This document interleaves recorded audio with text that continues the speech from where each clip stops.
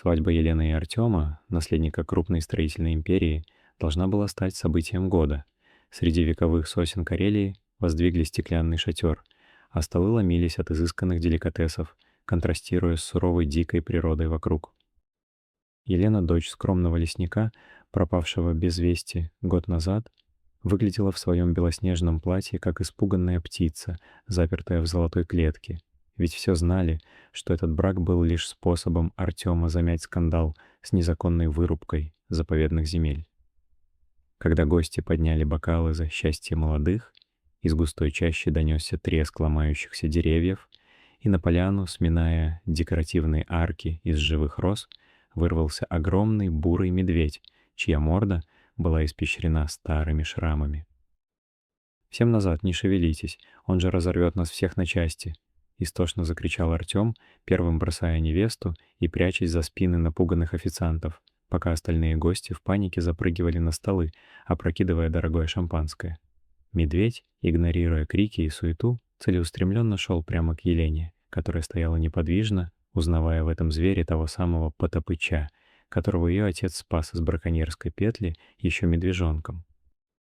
Зверь остановился в шаге от девушки, тяжело дыша и обдавая ее запахом хвои и сырой земли, а затем медленно раскрыл пасть и аккуратно положил к ее ногам тяжелый, облепленный засохшей грязью, оранжевый предмет.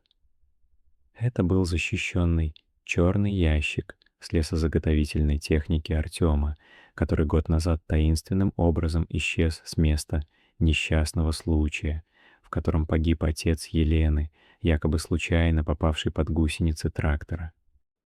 Когда Елена дрожащими руками подняла холодный металл и увидела на нем гравировку с серийным номером, Артем, чей лоск мгновенно сменился трусливой бледностью, попытался вырвать у нее находку, но медведь предупреждающе глухо зарычал, заставив жениха отпрянуть и повалиться в праздничный торт.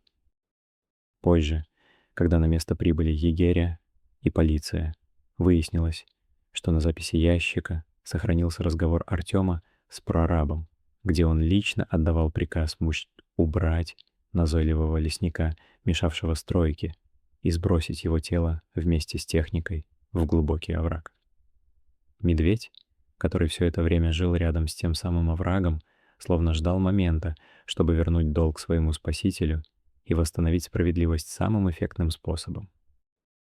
В тот вечер свадьба закончилась не салютом, а наручниками на запястьях Артема, а Потапыч, бросив последний взгляд на Елену, медленно скрылся в тени леса, оставив людей наедине с их позором и запоздалым раскаянием. Дорогие друзья, если вам понравилось видео, поставьте лайк, а также подписывайтесь на канал, где наши авторские истории выходят каждый день.